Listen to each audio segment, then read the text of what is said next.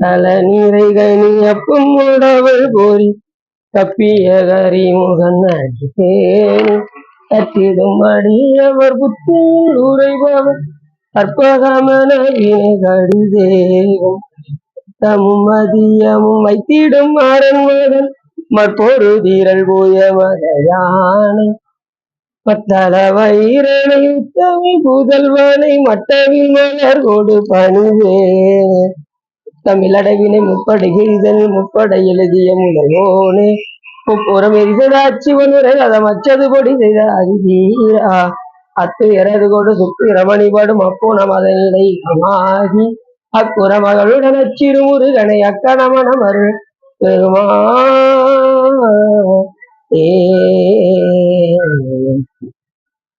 என்றாயும் எனக்கருள் தந்தையும் நீ சிந்தாகுலமானவை தீத்தனையாள் தந்த ததிவேலவனே உமையாள் மைந்தா குமரா மறைநாயகனே புலிகோன் பொடித்த புகழ்கோன் கடல் போற்றி ஆளுவிசை கல்விதப்பில் அடைந்த வீரானடி போற்றி வாலி திருநாவலூர் வண்டொண்டர் மதம் போற்றி கூலி வழி திருவாதவர்கள் போற்றி. எல்லாம் வல்ல சிவகாமி பாலுடன் ஆகிய அல்லது வைத்தியநாசாமியுடைய பெரும் கருணையினாலே நாம் இன்று திருக்குறிப்பு தொடரானர் பற்றி சிந்திப்பதற்கு திருவள்ளும் குருவர்களும் அடியாரர்களும் போட்டியுள்ளது. இந்த ஞாயிறோட குரு பூஜை நாளை கழிச்சுதான் வருது. நான் அதற்கு முன்னாடியே சிந்திப்பதற்கு திருவள்ளும் போட்டியுள்ளேன். நாம் எப்போதும் ஒரு பாடலை சிந்தித்து விட்டுதான் சொல்லுவோம். அதன் அடிப்படையில் சிரிப்பார் களிப்பார் தேனிப்பார் திரண்டு திரண்டு உன் திருவார்த்தை விரிப்பார் கேட்பார் மெச்சுவார் வெவ்வேறு இருந்து உன் திருநாமம் தரிப்பார் பொன்னம்பலத்தாடும் தலைவா என்பார் அவர் முன்னே நரிப்பாய் நாயன் இருப்பேனோ நம்பி இனித்தான் நல்காயே என்று அற்புதமாக பாடுகின்றார் நமது மாணிக்கவாசன். என்ன சொல்ல வருகின்றார் என்று சொன்னால், இந்த அடியார்கள் எல்லாம் பெருமானே உன்னுடைய புகழ்களை எல்லாம் பற்றி பேசி பேசி பேசி பேசி சிரிப்பார்கள், கழிப்பார்கள், தேனிப்பார்கள், எல்லையில்லாத மகிழ்ச்சியை எல்லாம் அவர்கள் அடைவார்கள். யாரு? அடியார்கள் எல்லாம் சேர்ந்து சாமியுடைய புகழை எல்லாம் உட்கார்ந்து அமர்ந்து பேசுவார்கள். அடியார் சேர்ந்தா என்ன செய்யணும்? யாரை பத்தி பேசணும்? சிவபெருமானை பத்தி பேசணும். உட்கார்ந்து வேற கதை பேசக்கூடாது. சிவபெருமானுடைய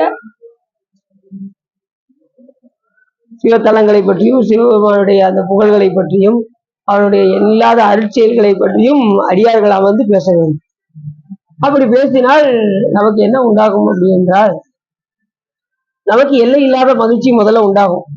சாமி பத்தி பேசினா களிப்பு, மிகுந்த களிப்பு நமக்கு வரும். அத சொன்னார். முதல்ல சிரிப்பார், அப்புறம் கிளிப்பார். முதல்ல எப்படி சிரிப்பு வரும்? சாமி பண்ணி குட்டிக்கெல்லாம் பால் கொடுத்தாரு அப்படின்னு சாமி கொடுத்தாரு. தாயா தாயாய் முளையை தருவானே தாராதொழிந்தால் சவலையாய் நாயன் கழிந்து போவேனும் நம்பி இனித்தான் நல்காயே என்று சொல்வதற்கிறங்க சாமி அப்படியே பிளைட்ல போய்கிட்டு இருந்தாரு. இங்க 12 பன்னிக்குட்டிகள் அப்படியே தாய்க்கு ஏங்கி அழுது கொண்டு இருந்தது. அப்ப சாமி என்ன பண்ணாரு? பிளைட்டை கொஞ்சம் கீழே இறக்குமா அப்படின்ட்டு சாமி நேரா அந்த காலகட்டத்துக்குள்ள அப்படி இறங்கி உடனே தாய் பன்றியாக மாறி அந்த 12 குட்டிகளுக்கும் முளைப்பால் கொடுத்தார் சிவபெருமான். தாயாக இருந்தார். அது எங்க இருக்கீங்களா? மதுரையில 64 திருவிளையாடல அது திருவிளையாடு. அப்படி பண்டி குட்டிகளுக்கும் பெருமான் பால் கொடுத்தாரே, நமக்கு அந்த அருளை நமக்கு கொடுக்க மாட்டாரா என்று இந்த அடியார்கள் எல்லாம் சிரிப்பார்கள், களிப்பார்கள், தேனிப்பார்கள், திரண்டு திரண்டு அவருடைய பெருமைகளை எல்லாம் பேசிக்கொண்டே இருப்பார்கள். திரண்டு திரண்டு உன் திருவார்த்தை விரிப்பார், கேட்பார், மெச்சுவார், வெவ்வேறு இருந்து உன் திருநாமம் தரிப்பார். ஒவ்வொரு விதமாக சாமியுடைய புகழ அவருடைய அருள் செயல்களை எல்லாம் விரித்து விரித்து பேசுவார்கள். சும்மா சாதாரணமாக பேச மாட்டாங்க. அடியார்கள் என்ன செய்வாங்களா? சாமியுடைய புகழை விரித்து விரித்து பேசுவாங்க. சும்மா சாட்டாலாம் சொல்லி முடிக்க மாட்டாங்க. நாங்களாம் முன்னாடி சிவராத்திரிலாம் உட்காந்தோம்னா விடிய விடிய உட்காந்து பேசிக்கிட்டே இருப்போம் சாமியை பத்தி. அடியே அப்பதான் வழிபாட்டுக்கு வந்த புதுசுல நொச்சிக்கலாம். முன்னாடி நொச்சிக்கலாம் தெரியுது அவங்களுக்கு. அங்க போனோம்னா அங்க கிராமத்து அடியார்கள்லாம் அங்க வருவாங்க. எல்லாம் உட்காந்து சாமியை பத்தி சொல்லுங்க சிவா அப்படிவாங்க. அப்படியே பேசுவோம் விடிஞ்சிரும். 4 காலம் முடிஞ்சிடும். முடிஞ்சு அப்படியே வழிபாடு பண்ணிட்டு 4 காலம் பார்த்துட்டு அப்படியே வருவோம். நொச்சிக்கலாம். ஆமா, நாங்க முதல்ல வைக்கும்போது நாங்க 2003 வைக்கும்போது 2004 அடியில் சிவராத்திரில அங்கதான் பாக்குறேன், நொச்சி குளத்தை தான் பாக்குறேன். திடீர்னு அப்பதான் வழிபாட்டுக்குள்ள வரேன். இது நம்ம சிவாஜி போற ரோட்ல ரைட் சைடுல உள்ள போகணும், நக்கமங்கலத்துக்கு எதுக்க, நக்கமங்கலத்துக்கு. அதான் அதான் அதான் அப்பெல்லாம் செட்டு போடல, எதுவும் கிடையாது, வெறும் சாமியும் நந்தி மட்டும்தான் இருக்கு, வேற எதுவுமே கிடையாது. பூமியில இருந்து சாமி எப்படி இங்க வெளிப்பட்டு தோன்றாரோ அதே போல அகத்தியர் வழிபாடு செய்தது என்று ஆராய்ச்சியில் கண்டுபிடிக்கப்பட்டு அங்கே வைத்திருந்தார்கள். அப்பொழுதெல்லாம் நாங்கெல்லாம் போய் எல்லா அடியார்களும் போய் வழிபாடு செய்தோம். அங்கே ஒருத்தர் வந்து நல்லா இது நடக்கு, அங்கே ஒரு அடியார் போய் பூஜை செய்வார். அப்படி சாமிகிட்ட பாட்டு பாடிக்கிட்டே இருப்பார், பாட்டு பாடிக்கிட்டே தான் பூஜையை வைப்பார். 4 காலமும் சாமி மேல அவ்வளவு அன்பு. அந்த அடியார் பார்த்தா உங்களுக்கு தெரியும், இங்க பாத்திர கடை வச்சிருக்காரு, உங்களுக்கு தெரியுமா சார்? பாத்திர கடை வச்சிருக்காரு அந்த ஐயா. காதை இப்ப கேட்க, இப்ப அவர் கேட்கல, முன்னாடி நல்லா கேட்கும். ஒரு காக ரொம்ப வயசாயிருச்சு, பாத்திர கடை தான் வச்சிருக்காங்க. இப்ப வந்து வேற கோயில் எடுத்து பாக்குறாங்க. நம்ம அத்திக்குளத்துல உள்ள ஞானேஸ்வரரை வந்து இப்ப வழிபாடு செய்யறாங்க. முன்னாடி நொச்சி குளத்தை அதிக காலம் அவங்கதான் பூஜை பண்ணாங்க. அப்படி ஒரு தனிச்சிறப்பு அந்த கோயில்ல. சாமிகிட்ட அப்படியே பாட்டிலேயே பேசிக்கிட்டே என்ன செய்வாங்க, அபிஷேகம் பண்ணுவாங்க, ஆராதனை பண்ணுவாங்க, ரொம்ப மகிழ்ந்து பூஜை பண்ணுவாங்க. அது ஆச்சரியம். ஒரு 2 கிலோமீட்டர் உள்ள போகணும். அப்படி அந்த ஐயாவுடைய அன்பை நினைத்தாலே ரொம்ப மனம் உருகும். அப்படி வழிபாடு செய்வார்கள். அப்படி சாமி ஒவ்வொரு இடத்துல எங்கெங்க எல்லாம் வெளிப்பட்டு தோன்றுவார்னு சொல்ல முடியாது, அந்த அளவுக்கு சாமி வெளிப்பட்டு தோன்றும். அப்படி இந்த அடியார்கள் எல்லாம் பெருமானுடைய புகழை எல்லாம் விரித்து விரித்து பேசுவார்கள். விரித்து வேற என்ன செய்வாங்க அப்படின்னா, வெவ்வேறு இருந்து உன் திருநாமம் தரிப்பார்கள். சிவனுடைய ஒவ்வொரு நாமத்தை, ஒருத்தருக்கு வைத்தியநாதர்னா பிடிக்கும், ஒருத்தருக்கு சொக்கநாதன் சொல்லி பழகிருப்பாரு, ஒருத்தருக்கு மாசிலாமன் சொல்லி பழகிருப்பாங்க. இப்படி ஒவ்வொரு அடியாரும் ஒவ்வொரு நாமத்தை சொல்லி அவர்கள் பழகி இருப்பார்கள். அதை வெவ்வேறு இருந்து உன் திருநாமம் தரிப்பார், பொன்னம்பலத்தாடும் தலைவா என்றார், அவர் உன்னை நரிப்பாய் நாயின் இருப்பேனோ நம்பி இனித்தான். இப்படி அடியார்கள் எல்லாம் என்ன செய்யறாங்கன்னா, உன்னை நினைத்து நினைந்து நினைந்து வழிபாடு செய்கின்றார்களே பெருமானே, நான் நரி போல என்ன செய்யறேன், நரிப்பாய் நாயேன் இருப்பேன், தந்திரமா இருந்துட்டு நான் என்ன செய்யறேன், உன்னை நினைக்காம வழிபாடு செய்யாம இப்படி இருக்கின்றேனே என்று அடியார்கள் என்ன செய்யணும்னா, சாமியுடைய நாமத்தை சொல்லிக்கிட்டே இருக்கணும். அவருடைய ஏதாவது ஒரு நாமத்தை பிடிச்சுக்கிடணும். வைத்தியநாதர் பிடிச்சதுன்னா வைத்தியநாதர் வச்சுக்கோங்க, சொக்கநாதன் ஒருத்தனா சொக்கநாதன் பிடிச்சுக்கோங்க. அப்படின்னா தடிக்கு விழுந்தாலும் அந்த நாமம் நமக்கு வரும். வலிக்கு வீழினும் நின் திருப்பெயர் இல்லால் மற்றறியன் மறுமாற்றம் என்று சுந்தரமுசாமிகள் சொல்வதற்கு என்னங்க, தடிக்கு விழுந்தாலும் எந்த நாமம் வரும், வைத்தியநாதா அப்படின்னு வரும், இல்லைன்னா அஜோ அப்படின்னு வரும். அவங்களுக்கு எது வரணும், வைத்தியநாதன். அதனால அதை சொல்லி சொல்லி சொல்லி சொல்லி சொல்லி ஒருத்தர் உச்சியில போய் பழம் பறிச்சுக்கிட்டு இருந்தார். சாமி அம்பாள் வீட்டில் இருந்தார். சாமி உச்சியில இருக்கானே இந்த பையன் கீழே விழுந்துருவானே சாமி அப்படின்னு அம்பாள் சொல்ல, அம்மா நீ கவலைப்படாதம்மா, அம்மான்னு சொன்ன நீ காப்பாத்து, ஐயான்னு சொன்னா நான் காப்பாத்துறேன் அப்படின்னு. அவன் ஐயோன்னு கீழே விழுந்தான், எவன் வந்து அவருக்கு. அப்ப இப்ப இருந்தே நாம என்ன செய்யணும், ட்ரைனிங் எடுக்கணும். வைத்தியநாதா வைத்தியநாதா வைத்தியநாதான்னு சொல்லணும், சகசிலிங்கேஸ்வரா சகசிலிங்கேஸ்வரன்னு சொல்லி பழகணும், இல்ல நமச்சிவாயன் நமச்சிவாயன்னு சொல்லி பழகணும். அப்படின்னாதான் வலிக்கு விழுந்தாலும் அந்த நாமம் நமக்கு வரும். நீங்க தெரிஞ்சுக்கலாம், நீங்க எப்படி எந்த நிலையில இருக்கீங்கிறது வலிக்கு விழும்போது உங்களுக்கு தெரியும். நம்ம சொல்லி பழகிருக்கோமா அப்படிங்கிறது அப்ப தெரியும். அச்சோ அப்படின்ட்டு வச்சுக்கோங்க, நம்ம இன்னும் ட்ரைனிங் எடுக்க ஆரம்பிக்கல அப்படின்னு. அப்ப என்ன செய்யணும், தினசரி சொல்லி பழகணும். தினசரி உறங்கும் போது ஒரு 108 தடவை சொல்லிட்டு உறங்கணும். காலைல எழுந்திரிச்சு 108 தடவை சொல்லி எந்திக்கணும். மதியம் வேஸ்ட் என்ன செய்யக்கூடாது, உறங்கக்கூடாது. நிறைய பேர் அடியும் பார்த்துட்டு மதிய நேரத்துல தான் அதிக நேரம் உறங்குறாங்க, அதை உறங்குவதை தவிர்க்கணும். பாடல்கள் எடுத்து பாடணும், திருமுறைகள் பாடணும். சில பேர் பார்த்தீங்கன்னா சீரியல்ல உட்காந்துடுறாங்க, சில பேர் உறக்கத்துல போயிடுறாங்க. இறைவனை நினைக்கக்கூடிய காலத்தை என்ன செய்யறாங்க, விரைவில் செய்கின்றார்கள். அப்படி செய்யாமல், காலத்தை வீணடிக்காமல் உன் காலத்தை என்ன செய்யணும்?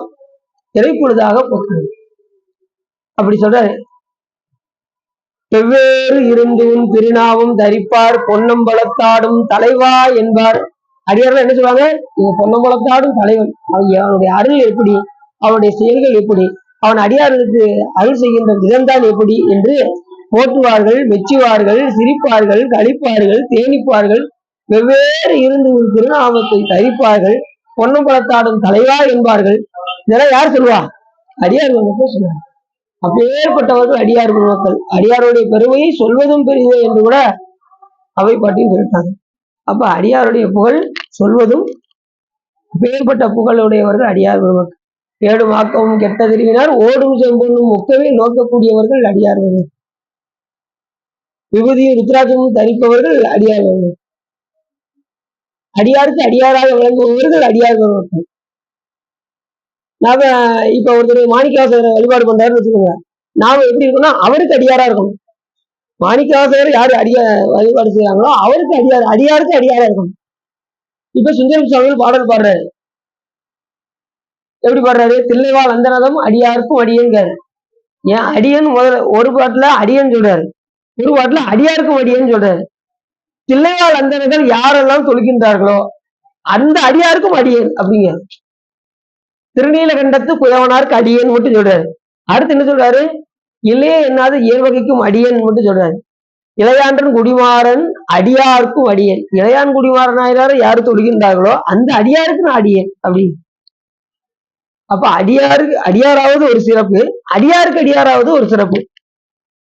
பொழுது எழுதரு மழைகதா இறைவனை எல்லில் பங்குள் பொழுதொரு காலத்து என்று பூசனை விடாது செய்து தொழுதலை தலைவி வேற தொழும்பு கண்ணீரில் மூழ்கி அழுது அடியடைந்த அன்பன் அடியவருக்கு அடிமை செய்வான் என்பது திருவிளையாடல் புராணம். அழுது அடியடைந்த அன்பனாகிய மாணிக்கவாச பெருமானை யாரு தொழுகின்றார்களோ அவர்களுக்கு நான் அடியேன் அப்படிங்கிற. அப்படி இருக்க வேண்டும் அடியார்கள். எந்த நேரமும் சாமியுடைய சிந்தனையோடு இருக்க வேண்டும். விபூதி ருத்ராஜம் தரிக்க வேண்டும். அவருடைய நாமத்தை சொல்லிக் கொண்டே இருக்க வேண்டும். அப்படிப்பட்டவர்கள் தான் அடியார்கள். சிவபெருமானை தவிர கனவிலும் கூட பிற தெய்வம் நினைக்காதவர்கள் தான் அடியார்கள். நினைச்சா சிலை பார்த்தீங்கன்னா காலையில ஒரு சாமி, மத்தியானம் ஒரு சாமி, சாயங்காலம் ஒரு சாமி, இரவு ஒரு சாமின்னு கும்பிட்டு இருக்காங்க. அப்படி கும்பிடணும். ஒரே தெய்வம். சித்தமதை ஒன்றை வைத்தார் சிவமதை இணைய என்று அந்த ஒரு தெய்வத்தை பிடித்துக் கொண்டு கடைசி வரைக்கும் அதிலேயே நாம் என்ன செய்யணும்? உறுதிப்பாடோடு சிரிப்பார், கழிப்பார், தேனிப்பார், திரண்டு திரண்டு உன் திருவார்த்தை விரிப்பார், கேட்பார், மெச்சுவார். சாமி பத்தி விரிச்சு பேசுவாங்க. சிவனுடைய புகழை கேட்டுக்கொண்டே இருப்பார்கள், கேட்பார், மெச்சுவார். எப்பேற்பட்ட சாமி எங்க சாமி அப்படின்னு மெச்சுவார்கள். பண்டிக்குட்டிக்கெல்லாம் பால் கொடுத்து பெருமான் ஆகியது 64 திருவிளையாடல் நடத்திருக்கின்றாரே, நம்ம வைத்தியநாசாமி திருக்கோயிலுக்கு 24 திருவிளையாடல் நடத்திருக்கின்றாரே என்று அடியார் மக்கள்லாம் என்ன செய்வாங்க? மெச்சுவார்கள் சாமிய. இப்ப குழந்தைய தாய் என்ன செய்வாங்க? மெச்சுறாங்களா? என் புள்ள அப்படிங்கிறாங்கல்ல, மெச்சுறாங்கல்ல. எந்த தாயை விட்டு கொடுக்குறாங்களா பிள்ளைய? கெட்டவனாவே இருந்தாலும் கூட தாய் என்ன செய்ய மாட்டாங்க? விட்டு கொடுக்க மாட்டாங்க. யாராவது கெட்டவன் சொல்லிட்டானா சண்டைக்கு போடுவாங்க தாய் வந்து. அந்த அளவுக்கு பாசம் பிள்ளையின் மேல. அப்ப எப்படி இருக்கும் யோசிச்சுப்பாங்க. அப்ப அடியார்கள் சிவபெருமானை விட்டு கொடுக்க மாட்டாங்க, மெச்சுவார்கள். எப்படி தாய் பிள்ளையை விட்டு கொடுக்காமல் மெச்சுகின்றாலோ அதே போல சிவபெருமானை விட்டு கொடுக்க மாட்டார்கள் நமது அடியார்கள், மெச்சுவார்கள். வெவ்வேறு இருந்து உன் திருநாமத்தை தரிப்பார்கள். நாமும் சொல்ல சொல்ல சொல்ல சொல்ல சொல்ல என்ன ஆகும் அப்படின்னா, இந்த உயிரினுடைய அழுக்காகிய ஆணவமிடம் நம்மிடம் இருந்து நீங்க அது வரைக்கும் வேற எதையோ சொல்லிக்கிட்டே இருப்போம்.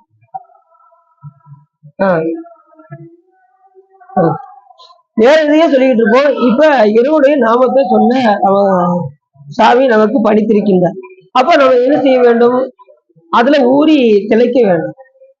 வைத்தியநாதா வைத்தியநாதா வைத்தியநாதா, சொக்கநாதா சொக்கநாதா சொக்கநாதா, நமச்சிவாயம் நமச்சிவாயம் நமச்சிவாயம் உருக வேண்டும். உருகி வழிபடும் அடியவர் நமக்கு உருநோய் அடையாது என்று கூட யார் சொல்றா? நமது ஞானசம்பந்த பெருமானும் சொல்றாரு. இப்படி எல்லா தொழிலாளர்களுமே சொல்லக்கூடிய ஒரு கருத்து என்னவென்று கேட்டால், பெருமாளுடைய புகழை பேசி பேசி மெச்சுவார்கள். இன்னைக்கு அவங்க வர முடியலையா? அப்படி இருக்கக்கூடியவர்கள் அடியார் பெருமக்கள் சிரிப்பார், கழிப்பார், தேனிப்பார், திரண்டு திரண்டு உன் திருவார்த்தை விரிப்பார். பெருமானுடைய வார்த்தையை பற்றியும் பேசுவார்கள், வேதையும் பேச மாட்டார். திருவார்த்தை விரிப்பார், கேட்பார், மெச்சுவார். வெவ்வேறு இருந்து உன் திருநாமம் தரிப்பார்.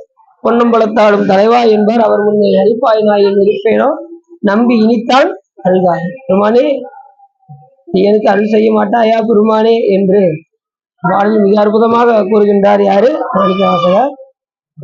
இப்ப நம்ம கதைக்குள்ள திருக்குறிப்பு தொண்டனாயினார் அவதாரம் செய்து தலம் எது என்று கேட்டால் காஞ்சியம்பதி. இந்த காஞ்சியம்பதி எப்படி வந்தது என்று கேட்டால், இது கோயில் நகரம் என்றே பேரு. இந்த காஞ்சிபுரத்துக்கு கோயில் நகரம் என்று.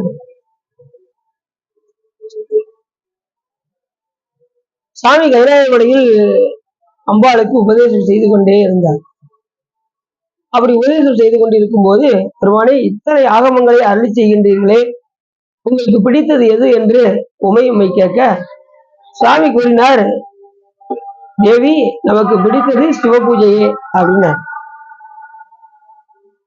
எப்பவுமே பெண்கள் நிறைய விஷயங்கள் சொன்னாலும் சாட்டா சொல்ற மாதிரி புரிந்து கொள்ளக்கூடியவர்கள் பெண்கள். நீங்க நிறைய விஷயத்த சொன்னாலும் சாட்டா நீங்க என்ன சொல்ல வரீங்க அப்படின்னு கேட்பாங்க, பார்த்திருக்கீங்களா? பெண்களுடைய புத்தி பின் புத்தி வாங்க, பார்த்திருக்கீங்களா? பெண் புத்தி பின் புத்தினா என்ன அர்த்தம்? பெண் புத்தி பின் புத்தி அப்படின்னு என்ன அர்த்தம்? பின்னாடி இருக்கக்கூடிய புத்தி கிடையாது.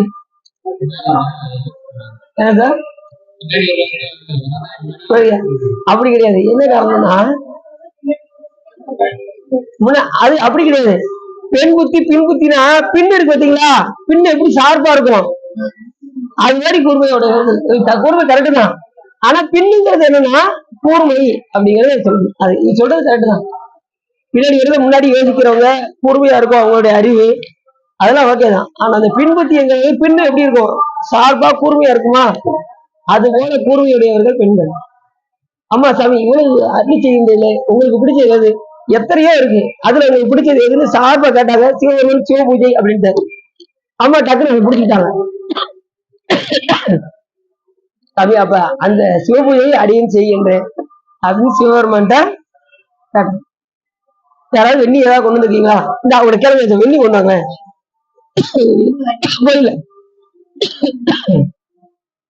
வெண்ணி மட்டும் போட்டுதாங்க கொண்டு வச்சு.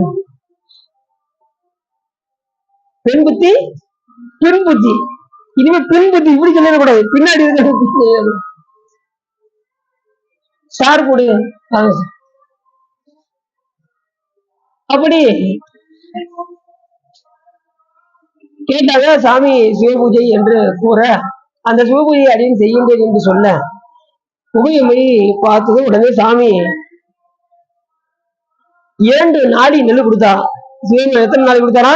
2 நாளி கொடுத்து 32 அறங்கள் வளர்த்து காஞ்சிபுரத்தில் போய் தவம் செய்வாயாக என்று சிவபெருமான் சொல்லி அனுப்பினார். எங்க இருந்து? கைலாய மலையில இருந்து. இப்ப அம்மா நேரம் எங்க வந்துட்டாங்க? நீ போனதும் அங்க மாமரத்தின் கீழ் யான் இருப்பேன் அப்படின்னாரு சாமி. அம்மா மாமரத்துக்கு கீழே பார்த்தாங்க, ஒண்ணுமே இல்லை, அங்க சிவலிங்கமே இல்லை. எங்க பார்த்தாலும் தேடி பார்த்துக்கிட்டே இருந்தாங்க. அந்த நேரத்துல அம்மா என்ன செஞ்சாங்க அப்படின்னா, இப்பதான் பெண் புத்தி உடனே டக்குன்னு அஞ்செழுத்த நினைக்க ஆரம்பிச்சிட்டாங்க. அஞ்செழுத்த ஒரு 1.5 நாள் ஆச்சு. சரி, இல்லையா? சரி, உட்காருங்க. வெண்ணி வச்சிருக்கீங்களா? வெண்ணி வச்சிருக்கீங்களா? ரைட், வெண்ணியை பாருங்க. வெண்ணி நினைக்கும் பச்சை தண்ணியா? டீயா? சரி சரி, டீய கொடுத்துரும் அப்படின்ட்டாரா? சரி. அப்படி உமையம்மை 32 அறங்கள் வளர்த்து காஞ்சிபுரத்துக்கு வந்தார்கள். வந்து பார்த்தா சிவலிங்கம் இல்லை. உடனே 5 எழுத்தை நெஞ்சில் அழுத்தினார். ஓம் நம சிவாய என்று அப்படியே அமர்ந்து எனக்கு அவரோடு நிறைய தோழிகள் எல்லாம் வந்தார்கள் அம்பாளோடு.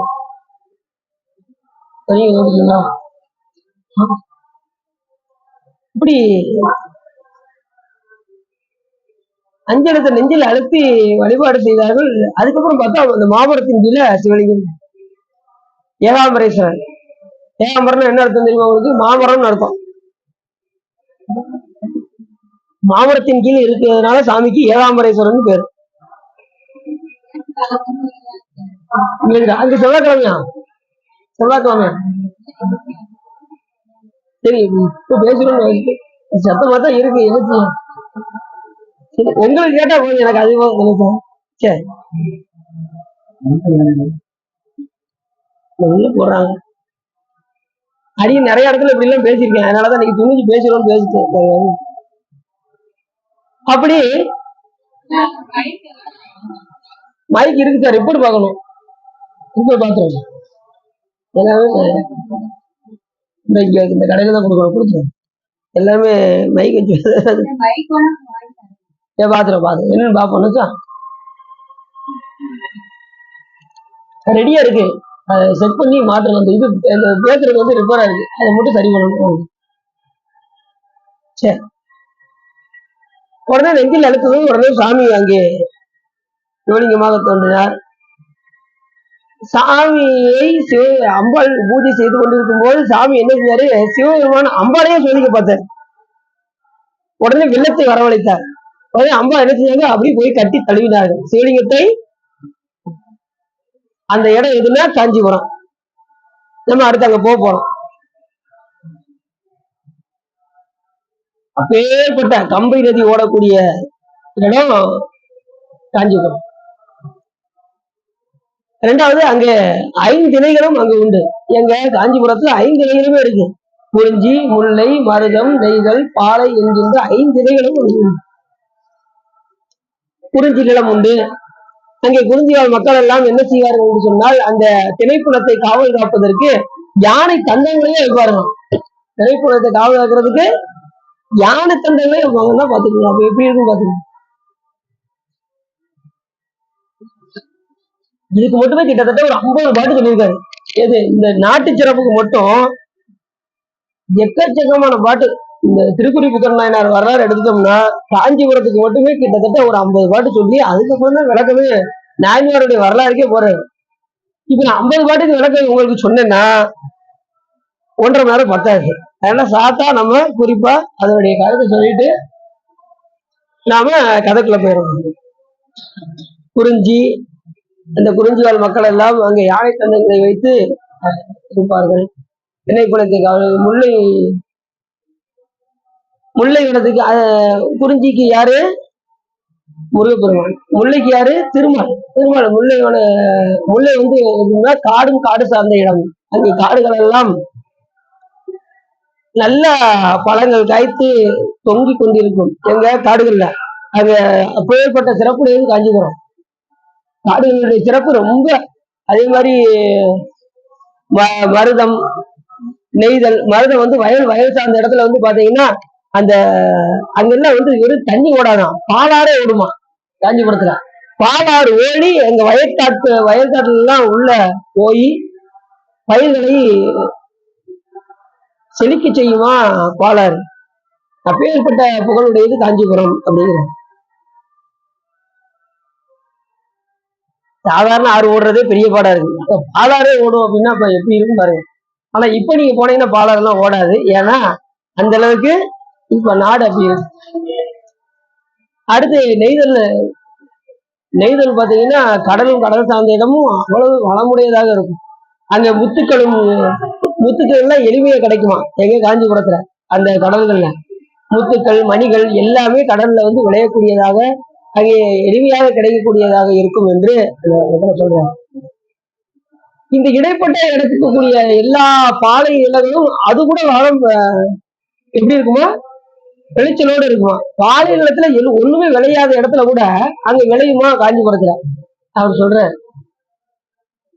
குறிஞ்சி, முல்லை, மருதம், நெய்தல், இந்த இடைப்பட்ட இருக்கக்கூடிய பால் நிலங்கள் கூடாமே பாலைன்னு பேரு. புரியுது அவங்களுக்கு?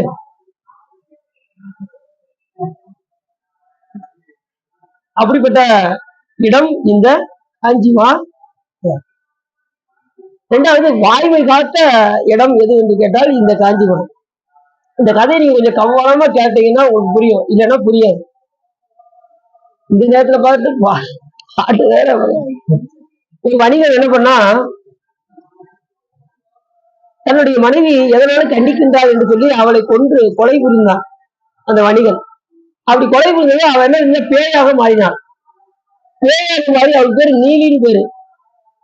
எங்க போனாலும் இவனை பின்தொடர்ந்தே வந்தாள். இப்படி தன்னை பின்தொடர்ந்து வருகின்றார் என்று சொல்லி ஒரு மந்திரவாதியிடம் போய் சென்று ஒரு மந்திர வாழை ஒன்று வாங்கினான். மந்திர வாழை வாங்கிட்டு எங்க போனாலும் இந்த மந்திர வாழை வச்சுக்கிட்டே போறது. அவனால எதுவும் நம்மளால செய்ய முடியாது அப்படின்னு சொல்லி இந்த நீரை என்ன பண்ணா, இவனை எப்படியாவது பழி தீர்க்க வேண்டும் என்று விரும்பி அந்த கொல்லிக்கட்டை எடுத்து அப்படி குழந்தையாக மாற்றினான். கொல்லிக்கட்டையை குழந்தைய மாத்தி இடுப்பு கையில வச்சுக்கிட்டு இவர் பின்னாடியே தொடர்ந்து வந்தாள். தொடர்ந்து வந்து அங்க இருக்கக்கூடிய வணிகர்கள், வேளாளர்கள் இருக்காங்க பாருங்க. இந்த பஞ்சாயத்து பேசுவாங்க பாத்தீங்கன்னா, வேளாளர்கள் 70 பேரு, ஒரு ஆள் 2 ஆள் கிடையாது, மொத்தம் 70 பேரு அங்கே அமர்ந்திருந்தார்கள். உடனே இந்த பெண் என்ன செய்தால், இவன் என்னை ஏமாற்றி வேசியுடன் சென்று என்னிடம் வந்து தங்க மாட்டிக்கின்றான் என்று அந்த நீலி சொல்ல, இந்த நீலிக்கண்ணி நடிக்காதன்னு சொல்றாங்க பாத்தீங்களா, இந்த நீலிக்கண்ணி இவதான் அழுகிற மாதிரி நடிக்கிறது. இந்த நீலி போய் அழுகிற மாதிரி நடிச்சு இவன் என் கூட குடும்பம் நடத்த வரமாட்டேங்கிறான்னு உடனே இவன் வந்து சாதாரண ஆள் கிடையாது, இவன் பேய் அப்படின்னு ஊருக்காரன் சொல்றான். ஆனா அவங்க யாரும் நம்ப மாட்டேங்கிறாங்க. நான் இந்த குழந்தை போய் சொல்லுமா, இந்த குழந்தையோட விடுறேன், உனக்கு அப்பா யாரா அப்படின்னு சொன்னா அது கரெக்டா அந்த பையனை பார்த்து அப்பான்னு சொல்லுது, அந்த வணிகரை பார்த்து. சரி, அப்ப அந்த வேளாளர்கள் என்ன பண்றாங்க, சரி குழந்தை வந்து போய் சொல்லாது, எப்பா ஒரு நாள் இந்த மண்டபத்துல நீங்க 2 பேரும் தங்கிருங்க அப்படின்னு அந்த பஞ்சாயத்துக்காரங்க எல்லாம் வேளாளர்கள் எல்லாம் சொன்னாங்க. இல்ல அப்படி நீ விட்டீங்கன்னா என்னை கொன்றுவா, அப்படி ஏதாவது நேர்ந்தால் நாங்க 70 பேரும் தீக்குளிக்கின்றோம் அப்படின்னு அந்த வேளாளர்கள் எல்லாம் சொன்னாங்க. அப்படி ஏதாவது நடந்தால் நாங்க 70 பேரும் தீக்குளிக்கின்றோம், அதனால நீ போய் ஒரு நாள் தங்கிடுவா அப்படின்னாங்க. அதுக்கப்புறம் மறுபடியும் அந்த நீதி வந்து அழுகிற மாதிரி நடிச்சா, நீங்க அந்த மந்திரவாளை வாங்கிருங்க, இல்லைன்னா நைட்டு நீ வெட்டினாலும் வெட்டிடுவாரு அப்படின்னு சொல்லி அந்த மந்திரவாளையும் என்ன செஞ்சாங்க, வாங்கி வைக்க சொல்லிடுவாங்க. உடனே அந்த மந்திரவாளையும் அவன்கிட்ட வந்து வாங்கிட்டான். வாங்கி இருவரும் அந்த மண்டபத்தில் தங்கினார்கள். அவன் நினைத்த காரியத்தை முடித்தார். அன்று இரவு என்ன நினைச்சாலும் அந்த வணிகனை வெட்டி சாய்த்து இறந்து கிடந்தான். மறுநாள் அந்த 70 வேளாளர்களும் பார்த்தார்கள். பார்த்ததும் வாய்மை தவறி விட்டோமே என்று சொல்லி வாய்மையை காக்க வேண்டும் என்று விரும்பி உடனே என்ன செஞ்சாங்க, நெருப்பை வளர்த்து 70 பேரும் உள்ள பூந்தாங்க. 70 பேரும் உள்ள தீக்குளிச்சாங்க. தீக்குளிச்சு எங்க போனாங்க, சிவபெருமான் திருவடிக்கு போயிட்டாங்க, வாய்மை காத்ததுனால. அத பாட்டுல சொல்றாரு, அப்படி வாய்மை காத்தவங்க சாமி சும்மா விடுவாரா, சாமி திருவடிக்கே போயிட்டாங்க. அதுலயும் 69 பேரு இருந்தாங்க. ஒரு ஆள் மட்டும் வயக்காட்டுல வேலை செஞ்சுட்டு இருந்தாராம். 69 பேர் தீக்குளிக்கிற விஷயத்த ஒருத்தர் போய் சொல்றாரு, வயக்காட்டுல வேலை பார்த்துக்கிட்டு இருக்கிற போய் சொல்றாரு, 69 பேர் தீ குளிச்சுக்கிட்டு இருக்காங்க, நீங்க சொன்ன வாய்மை தவறிட்டேன்னு சொல்லி 69 பேர் தீ குளிச்சுக்கிட்டு இருக்காங்கிற செய்தியை அறிஞ்சு வயக்காட்டுல வேலை பார்த்துக்கிறத போட்டு வேகமா வந்து அவனும் தீ குளிப்பான் 70 ஆளும். அப்ப எப்படி வாய்மை காத்த ஊர்னு பாருங்க அந்த காஞ்சிபுரம். அப்ப அது வந்து பழையனூர்னு பேரு. அப்பேற்பட்ட தொண்டை நாடு. இந்த நாடு என்ன நாடு, காஞ்சிபுரம் எங்க இருக்கு, தொண்டை நாட்டுல இருக்கு. தொண்டை நாட்டுக்கு தனி சிறப்பு. தொண்டை நாடு வந்து சான்றோர் உடைத்துன்னு பேரு. பாண்டிய நாடு பாட்டுடைத்து, சேர நாடு வேலம் உடைத்து, சோழ நாடு சோறுடைத்து, தொண்டை நாடு சான்றோர் உடைத்து. அப்படிப்பட்ட தொண்டை நாடு. அங்க வாய்மை காத்த வேளாளர்கள்லாம் தீக்குளித்தார்கள் என்றால் அவங்க எப்படி அதை சொல்ற அந்த பாட்டுல ஞானத்தமிழ் சொல்றாரு, துஞ்ச வருவாரும் தொழுவிப்பாரும் வருவிப்போய் நெஞ்சம் புகுந்து என்னை நினைவிப்பாரும் முனை நட்பாய் வஞ்சப்படுத்தி ஒருத்தி வாழால் கொள்ளும் வகை கேட்டு அஞ்சும் பழையனே ஆலங்காட்டியம் அடிகளே என்று பாடுறார். இப்ப எப்பேற்பட்ட சிறப்புடையவர் அறிவு காத்த அவங்க எல்லாம் எப்படி அவங்க அந்த 70 பேர் என்ன ஆனாங்க அப்படின்னு உமாபதி சிவாச்சாரியர், இன்னைக்கு அவருடைய குரு பூஜை, உமாபதி சிவாச்சாரியர் அவருடைய நூல் என்ன சொல்லியிருக்காரு அப்படின்னா, மாறுகொடு பழையனூர் நீலி செய்த வஞ்சனையால் வணிகனூர் இறப்பு தாங்கள் கூடிய சொல் பிழையாது தணிந்து செந்தி குழியில் அந்த தீயை வளர்த்து அந்த குழியில் 70 பேரும். எத்தனை பேரு? 70 பேரும். அது அழகா உபயோகிப்பதுன்னு சொல்றாரு. அப்படிப்பட்ட தொண்டை நன்னாடு இந்த நன்னாடு, வாய்மை காத்த வேளாளர்கள் பிறந்த ஊர் இந்த தொண்டை நன்னாடு.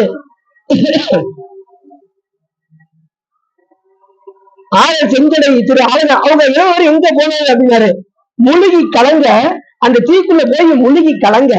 அப்படி கலந்ததுனால என்ன ஆச்சு அப்படின்னா, ஆரணி செஞ்சடை திரு ஆலங்காட்டு அப்பர், ஆலங்காட்டுல இருக்கக்கூடிய அங்க பெருமான் அடையோட நிமிர்ந்தாடும் அடியின் கீழ் போய் அங்க நடனமாடக்கூடிய ரத்தன சபாபதியாக விளங்கக்கூடிய அங்கே பெருமான் நடனமாடக்கூடிய நிமிர்ந்தாடக்கூடிய அது அங்கதான் சாமி நிமிர்ந்து ஆடுறாரு.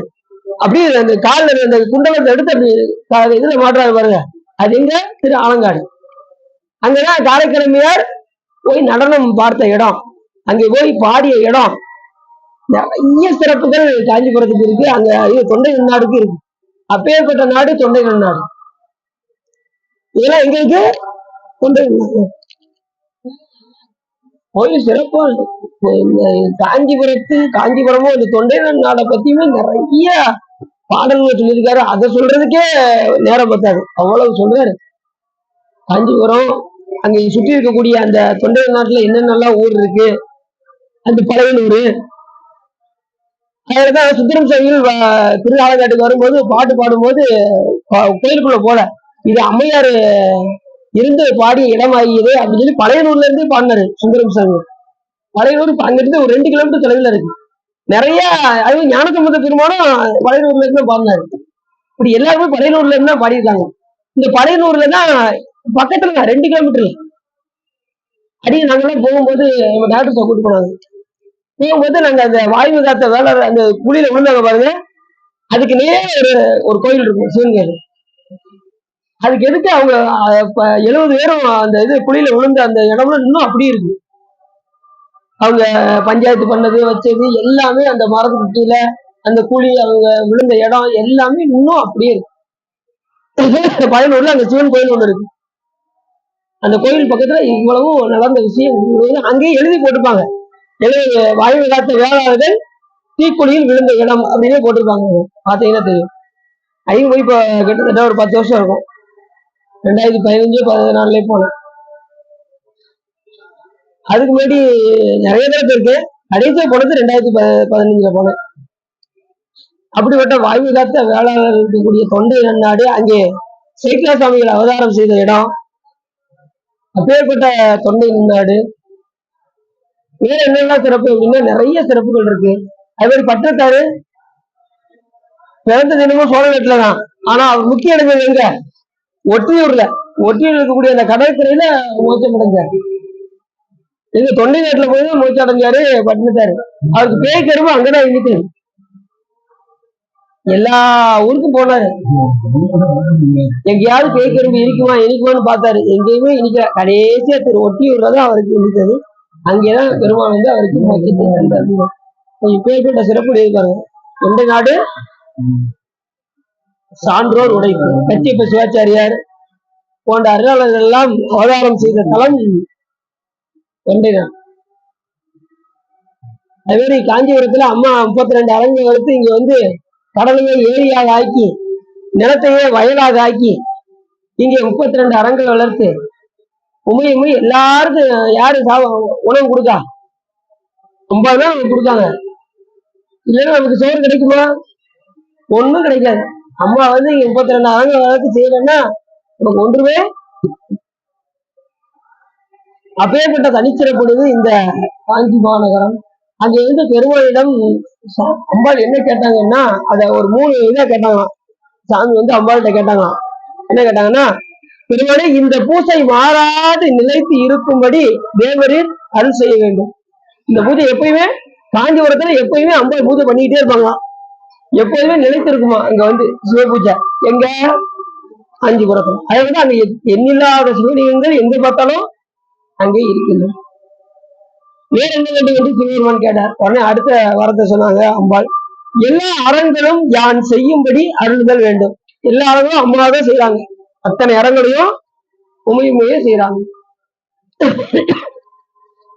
3வது அறம் திருவடியின் எந்த பிழை செஞ்சாலும் எந்த பிழை செய்யக்கூடாது, திருவடி பிழை மட்டும் செய்யக்கூடாது. அதை கேட்டாங்க.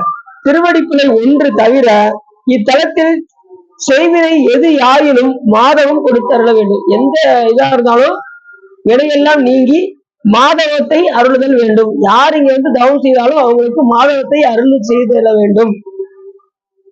அது மட்டும் இல்லாம என்ன சொல்லுவாங்க, திருவடி பிழை எது செஞ்சாலும் எந்த பிழை செய்யக்கூடாதா, திருவடி பிழை மட்டும் செய்யும். திருவடி பிழைனா என்ன தெரியுது அவங்களுக்கு? எனக்கு என்ன பிள்ளை, சாமியுடைய திருவடியை மட்டும் மறக்க கூடாது. அவன் செய்கின்ற கருணை எப்படி, திருவடியை மறந்தா நமக்கு வாழ்வே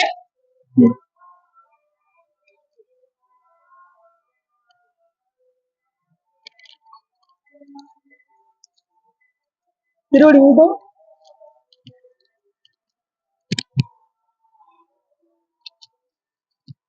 ஏன்னா இறைவன் செய்கின்ற உபகாரம், இறைவன் செய்கின்ற உபகாரம், அது செய்கின்ற உபகாரத்தை மறந்து நம்ம இருந்தோம்னா வாழ்க்கையை நம்ம என்ன செய்ய முடியாது, கடைக்கறவே முடியாது. அதனால எந்த பிழை செய்தாலும் திருவடி பிழை மட்டும் செய்யக்கூடாது.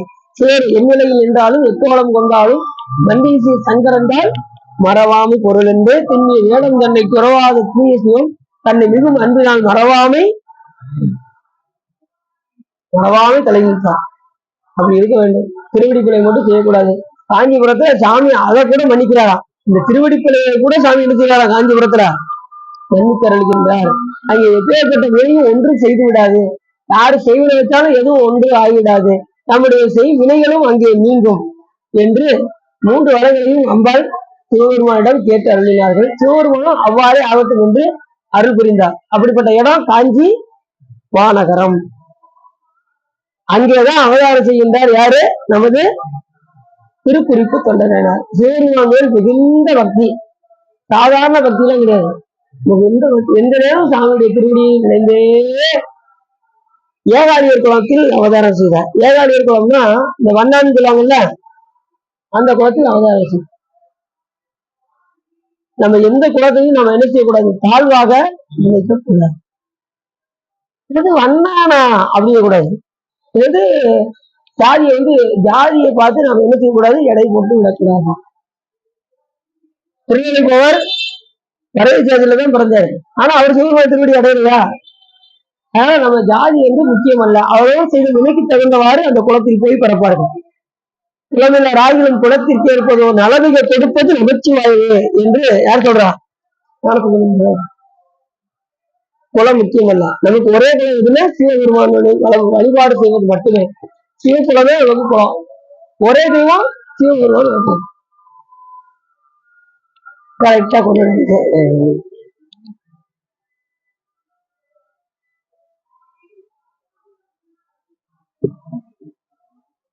ஒரே குலம், ஒன்றே குலம், ஒருவரே தேவன். ஒன்றே குலம் சிவபெருமானை வழிபாடு வரும், ஒரே தேவன் சிவபெருமான், அதை மட்டும் மறந்துடும். அப்படி ஏகாரிய குலத்தில் அவதாரம் செய்கிறார்.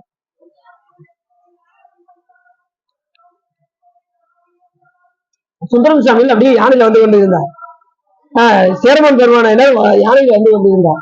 அப்போது ஒரு அண்ணா என்ன பண்ணாரு, அந்த கரை அது வெள்ளை இருக்கு பாருங்க, அந்த வெளுக்கிற அந்த கரை என்ன உடம்புல எல்லாம் திட்டா தெரிஞ்சது. அந்த வண்ணானுடைய அந்த உடம்புல அது திருநீர் மாதிரி தெரிஞ்சது. அந்த வெளுக்கக்கூடிய அந்த என்ன கரமாங்க, வண்ணாங்காரம். அந்த காரை எப்படி இருக்கும், அப்படியே உடம்புல எல்லாம் அந்த தண்ணி பட்டு பட்டு பட்டு திட்டா இருந்தது. சிரமம் அப்படி யானையில போயிட்டு போய் அந்த வண்ணானை பார்த்து உடனே கீழே இறங்கிட்டாரு. இறங்கி அவர் நேர போய் அவர் திருவடியில போய் இருந்தாராம். உடனே நான் உன்னுடைய அடி வண்ணான் அப்படின்னா, நான் உன் அடி சேரன் அப்படின்னாரா யாரு, சேரமன் போய் அந்த வண்ணானுடைய திருவடியில போய் விழுந்து அவனுடைய அடி சேரன் அப்படின்னாராம். சாமி உன்னை அடி வண்ணான் அப்படின்னாரா. 2 பேரும் மாறி மாறி விழுந்தாராம். ஏன் அப்படின்னா, சாமி நான் ஒரு ஆளா என்னை போய் நீங்க விழுறீங்க அப்படின்னதும், இல்லப்பா நீ எனக்கு திருநீரை ஞாபகப்படுத்தினாய் அப்படின்னா. அந்த வெள்ளையை பார்த்தா எனக்கு என்ன ஞாபகம், திருநீர் ஆகும். இப்ப நம்ம எத்தனை இடத்துல வெள்ளையை பார்க்கணும், எங்க பார்த்தாலும் வெள்ளையில எழுதி போட்டிருக்கு, நமக்கு அது திருநீர் ஞாபகம் இருக்கா? எங்க வெள்ளை கோடு போட்டிருக்கு, நமக்கு திருநீர் ஞாபகம் இருக்கா? நமக்கு அது வெள்ளையா தான் தெரியுது, திருநீரை ஞாபகம் வர மாட்டேங்குது. ஆனா அருளாளர்கள் எப்படி வருது, அதை பார்த்தா திருநீரா பார்க்கலாம். ஞாபகப்படுத்திய காரணத்தினால் உங்களுடைய அடிச்சேரன் அப்படின்னாரு, அவர் அடி வண்ணான் அப்படின்னா. இப்ப நம்ம குளத்தை பார்த்து நம்ம என்ன செய்யக்கூடாது, எந்த குளமாக இருந்தாலும் அவங்க சிவபெருமானை வழிபாடு செய்தால் ஆவுரித்து தின்னும் புலைவரேனும் அவர் கண்டீர் நாமனுக்கும் கடவுளாரு அப்படிங்கிறாரு அப்பர் சாமி. குறைய குளமாக இருந்தாலும் சரி, அவங்க சிவபெருமான வழிபாடு செய்தால் அவர்களுக்கு நாம் அடிமை. மாட்டறுத்து செய்யக்கூடிய குளமா இருந்தாலும் அவங்க சிவபெருமான வழிபாடு செய்தால் அவங்களுக்கு நாம் அடிமை. அவர் நாம் மடங்கும் கடவுளாருங்க. கங்கைவா சடையாருக்கு அன்பராயில் அவங்க சிவபெருமானுக்கு அன்பராக இருந்தார், அடியன் அவர்களுக்கு அடிமை அப்படின்னு அப்பர் கங்கைவா சடையாருக்கு அன்பராயில் அவர் கண்டீர் நாமடங்கும் கடவுளாரு ஆவுரித்து தின்னும் புலைவரேனும் கங்கைவா சடையாருக்கு அன்பராகி அவர் கண்டீர் நாமடங்கும் கடவுளாரு. அப்ப எப்படி சொல்றாரு, அப்படி இருக்கணும். அப்பேற்பட்ட தனிச்சிறப்புடையது நம்ம வழிபாடு சாதாரண வழிபாடு கிடையாது. சிவ வழிபாடு முக்கியமான வழிபாடு. எப்பேற்பட்டவரையும் ஆதரிக்கக்கூடிய வழிபாடுதான் நம்ம சைவ சமய வழிபாடு.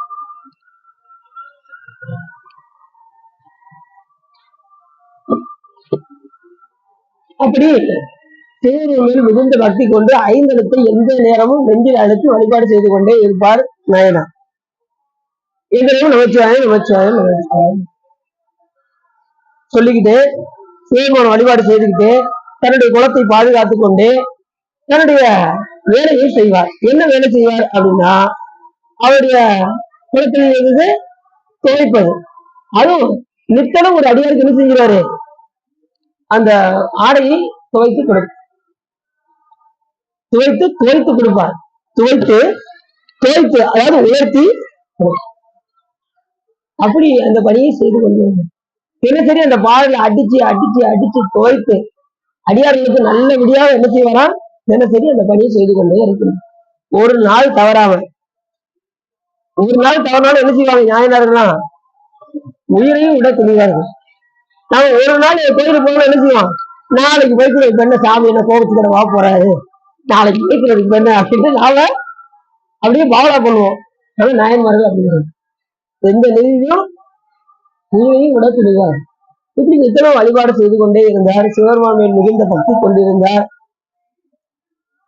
இப்படி வழிபாடு செய்து கொண்டிருக்கும் போது அந்த உலகத்தை அடியாருக்கு நித்தலும் அந்த பணியை செய்து கொண்டிருக்கும் போது சிவபெருமான் என்ன பண்ணாரு, இப்பொழுது தொண்டனுடைய பெருமையை உலகுக்கு உணர்த்த வேண்டுமே என்று சிவபெருமான் விரும்பினார். ஏற்கனவே அம்பாலையே சாமி சோதித்தார் என்றால் அடியார்கள் சோதிக்க மாட்டாரா? சோதிச்சானா என்ன செய்ய முடியும்? அந்த அடியாருடைய பெருமை உலகுக்கு தெரியும் என்ற காரணத்தினால் ஏகாம்பரேஸ்வரர் எங்க இருக்காரு, அப்படியே சாதாரண ஆளாக வந்தார். ஏகாம்பரேஸ்வரர் யாரு தெரியுதா? இப்பதான் சொன்ன கதை.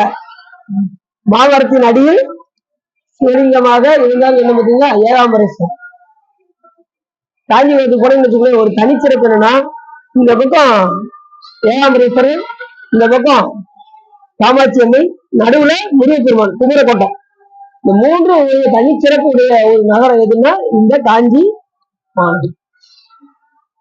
அங்க எண்ணில்லாத சிவலிங்கங்கள் அங்கே இருக்கின்றன.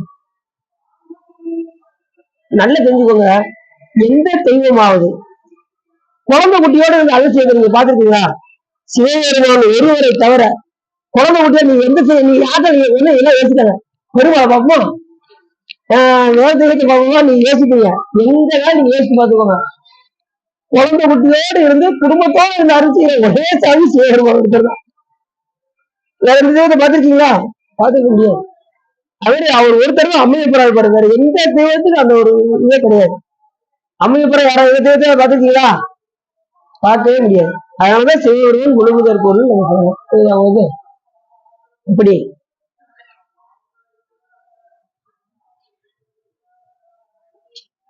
அது ஒரு குழந்தை ரெண்டு குழந்தை இல்ல, சாமிக்கு 4 குழந்தை. 4 குழந்தையோட அழிச்சுவாரு. அந்த உலகத்துக்காக 2 குழந்தையோட இருந்து அழிச்சுவாரு. ஆனா உண்மையில அவருக்கு 4 குழந்தை.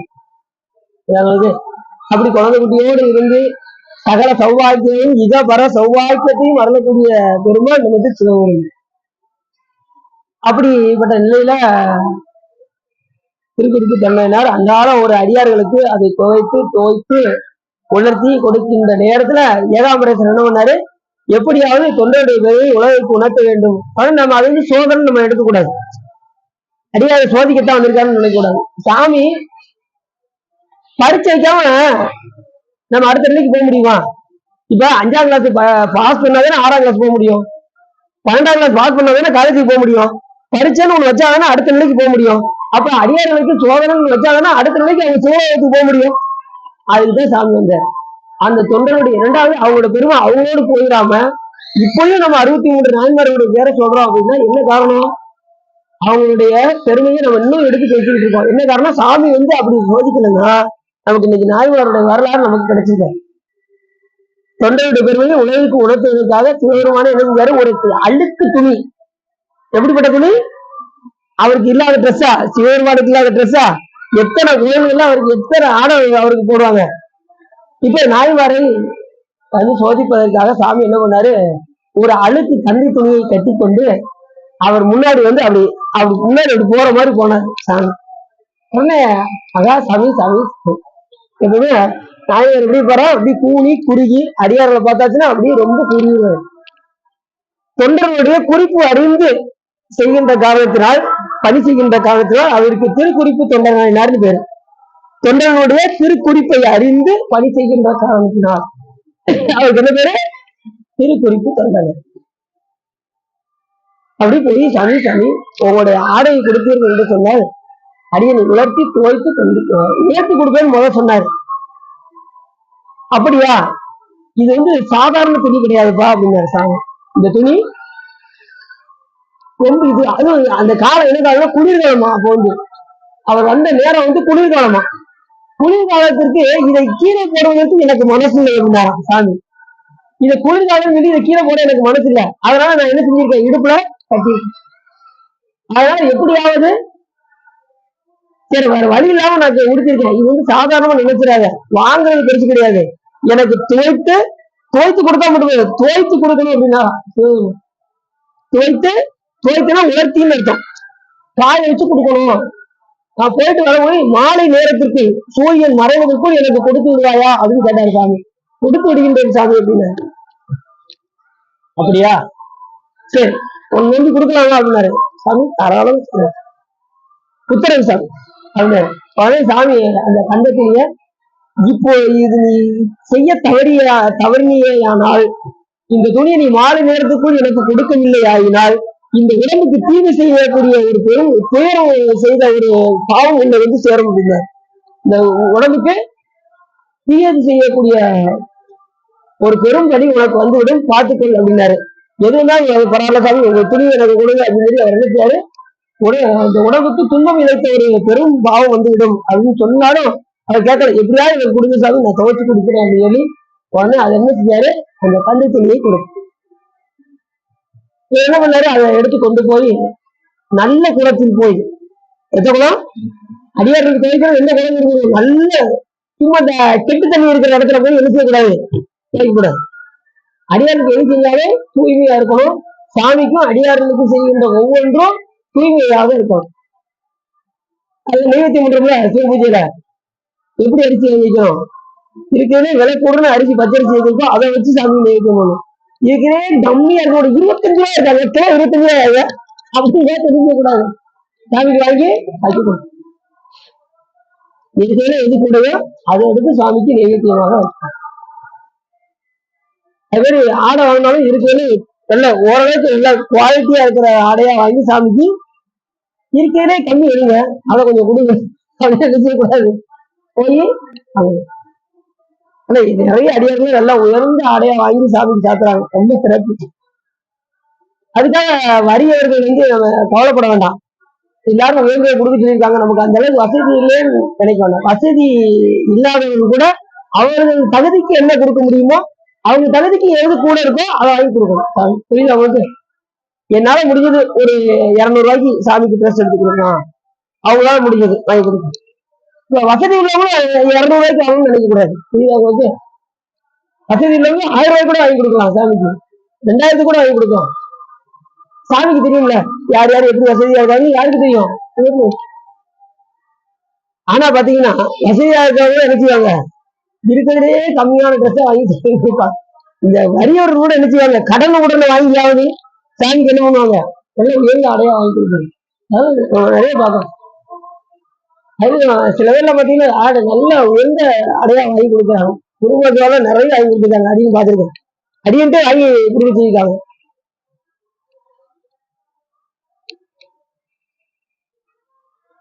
எது கொடுத்தாலும் உயர்ந்த ஆடையாக சாமிக்கு கொடுக்கணும், உயர்ந்த உணவாக கொடுக்கணும். சாமிக்கும் சரி அடியார்களுக்கும் சரி கொடுக்கும் போது உயர்ந்த பொருளாக கொடுக்கணும். அப்படி சாமி வழிபாடு செய்து கொண்டிருக்கும் போது அப்படி உலர்த்தி இருக்கும்போது அது குளிர்காலம். சாமி என்ன பண்ணாரு, ஏழாம் இருக்கிற எப்படியாவது தொண்டருடைய பெருமை உலகத்துக்கு கொண்டு வரணுமே அப்படின்னு சொல்லிட்டு உடனே போன கொஞ்ச நேரத்துல அவர் போய் நல்ல குளத்துல போய் அதை முக்கி எடுத்து புழிஞ்சுதான் வச்சிருக்காரு அந்த ஆடைய. துவைக்கிறது தெரிஞ்சுவாங்க, முதல்ல முக்கி கும்மி இப்படி வச்சிருப்பாங்க பாத்துருக்கீங்களா. அதுக்கப்புறம் சோப்பை போட்டு நல்லா தேய்ச்சி அதுக்கப்புறம் அடிச்சு உலர்த்தி அதுக்கப்புறம் தான் என்ன செய்யாங்க, காயப்படுவாங்க.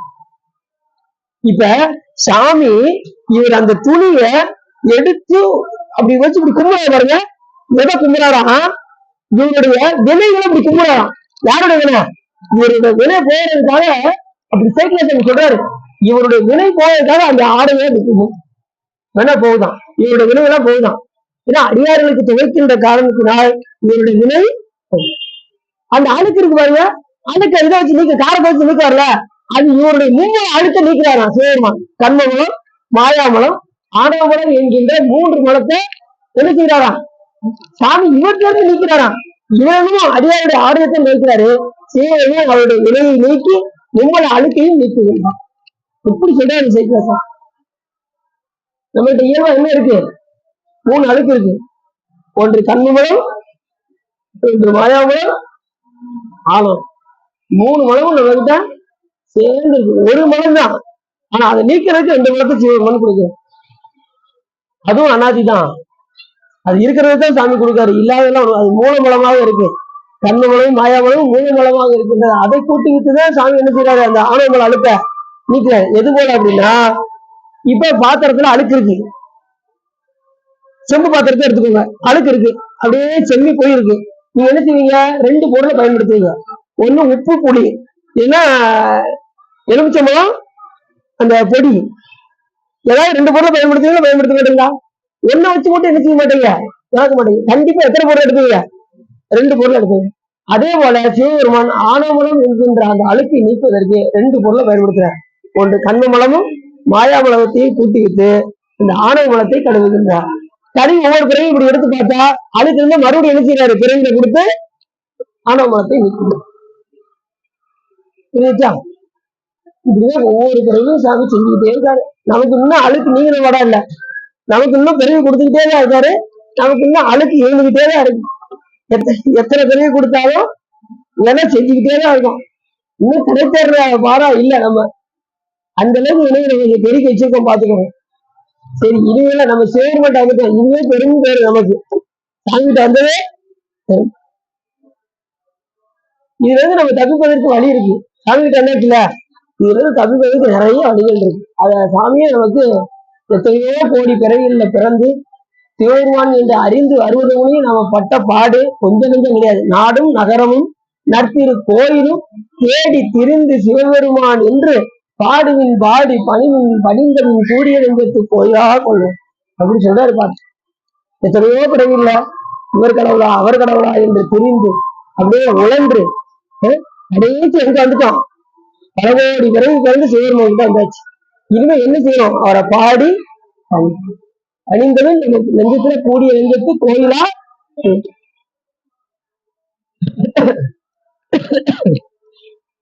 எப்படி சொல்றாரு, இந்த ஆணவங்கிற ஒரு அழுக்க நீக்கிறதுக்கு ஏற்கனவே ஒரு சொல்லியிருக்கேன்.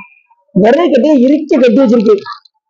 இந்த வயக்காட்டுல இது காட்டுக்குள்ள வேலை செய்ய போறவங்க என்ன செய்வாங்கன்னா, அந்த நல்ல இறுக்கி கட்டி விரைய எடுத்து ஒரு இதை வச்சுக்கிட்டு வருவாங்க, பாத்துருக்கீங்களா? இது துண்டை நல்லா சுத்தி வச்சு வேலை வச்சு கொண்டுருவாங்க, பாத்துருக்கீங்களா? பாத்துருப்பீங்க.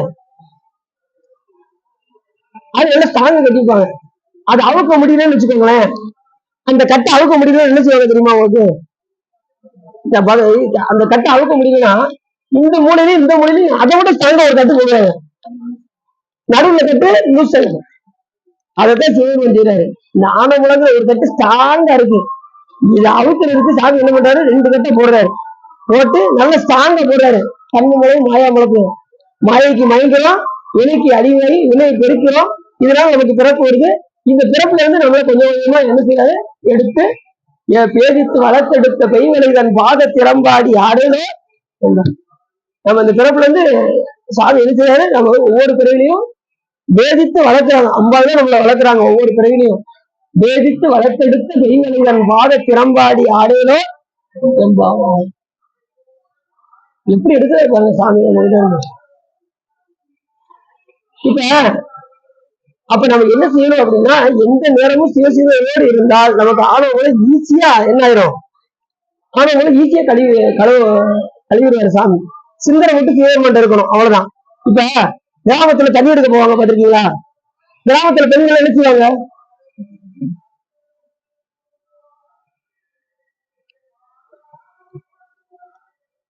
இது ஆத்துல போய் பிடிச்சிட்டு ஊருக்கு ஒரு 2 கிலோமீட்டர் போய் போவாங்க. ஆத்துல போய் தண்ணி எடுத்து குடத்துல தண்ணி எடுத்துட்டு தலையில வச்சுக்கிடுவாங்க, இடுப்பு ஒண்ணு வச்சுக்கிடுவாங்க.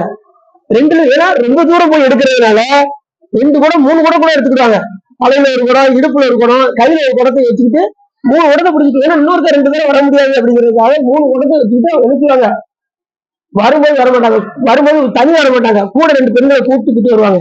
ஏன்னா பேச்சு தனிக்கு ஆள் வரல, அப்ப பேச்சு தனிக்கு ஆளுங்களை கூப்பிட்டு வருவாங்க. கூட்டு வந்து ஊருக்கதை பூரா பேசிக்கிட்டே வருவாங்க. என்ன செய்வாங்க, நீ உனக்கு ஒரு விஷயம் தெரியுமாடி, அவன் நீ பாத்தியா, நீ அவன் பண்ற சேட்டை இருக்கு, அதையும் சேட்டை. ஊரு கதை பூரா பேசிக்கிட்டே வருவாங்க. நல்லா தெரிஞ்சுக்கோங்க. தலையில ஒரு குடம், இடுப்புல ஒரு குடம், கையில ஒரு குடம், ஊருக்கதை பேசிக்கிட்டே வருவாங்க. என்ன பேசினாலும் பிடிய விடுவாங்க, விட மாட்டாங்க, பிடிய விடவே மாட்டாங்க. என்ன பேசினாலும் அந்த பிடியை விட்டு. அதுபோல இந்த உலகத்துல நம்ம என்ன செஞ்சுக்கிட்டு இருந்தாலும் சிவபெருமான விட்டுறக்கூடாது, பிடியா பிடிச்சிடணும். இன்னமே உன்னை சிக்கனை பிடித்து எங்கிருந்து அருள் வைத்து என்ன உலகத்துல நீங்க உணர்ந்தாலும் யார சிக்கனை பிடிச்சு விடணும், அரியணை வாரியாசாமி சொன்னது. கிராமத்து பெண்கள் எப்படி அந்த என்ன ஊருக்காக பேசினாலும் அந்த பிடியை விடாம இருக்கின்றார்களோ, அதே போல இந்த உலகத்தில் நாம் எப்படி உணர்ந்தாலும் சிவபெருமானே மறக்கக்கூடாது, பிடியா பிடிச்சுக்கணும். உடுப்பு பிடி பார்த்துருக்கீங்களா, உடுப்பு பிடி, அது மாதிரி சிவபெருமானை பிடிச்சுக்கணும். அதை பிடிக்கிறது கூட அவர் அருள்ல தான் முடியும், நம்மளால ஒன்றும் செய்ய முடியாது. அதுக்குதான் நம்ம சாமி கிட்ட வேண்டாம். அவங்களுக்கு உடம்பு பிடிக்க யாரை பிடிச்சு விடணும், சிவபெருமானை பிடிக்கணும். இல்லைன்னா அவர் தான் நம்மளை பிடிக்கணும், அதே விஷயம். அவர் தான் நம்ம வழிபாடு செய்யும்படி செய்யணும், நம்மளாலாம் ஒண்ணும் செய்ய முடியும். அந்த அளவுக்கு நம்ம வழிபாடு செய்தால் சாமி நம்மள தாங்கிக்கணும்.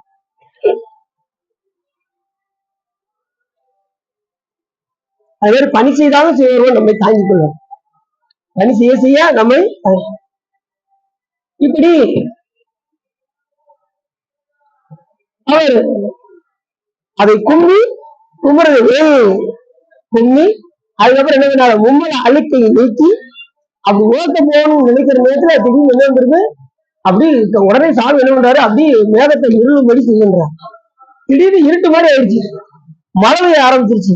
ஆகா, நான் பெரிய தப்பு பண்ணிட்டேனே பெருமானே, பெருமானே, நான் வீட்டுல போயாவது இந்த தென்னியமணியை போய் உழத்தி இருப்பேனே, இப்படி உழத்தாமல் செய்து விட்டேனே, என்னுடைய நான் ரொம்ப பாவம் செய்து விட்டேனே, அந்த அடியாருக்கு நான் என்ன பதில் சொல்வேன் அப்படின்னு சொல்லி ரொம்ப திகைக்கிறாரு நாயனா. கொடுத்த வாக்க மீறிடுவோங்கிற அந்த பயம் நிறைய இருக்கு நாயனா. அதே போல நம்ம ஏற்கனவே நம்ம சீதன் பார்க்கும்போது ஒரு அடியார் அவங்க எப்படி தயாராக பாருங்க, நர மாமிசத்தை கூட கொடுக்கணும் தயாரா இருக்காங்க பாருங்க. அடியாருக்கு உணவு செய்விக்கலன்னா நம்ம வாழ்ந்து பயனில்லைன்னு நினைக்கிறாங்க, அதுதான் உண்மை.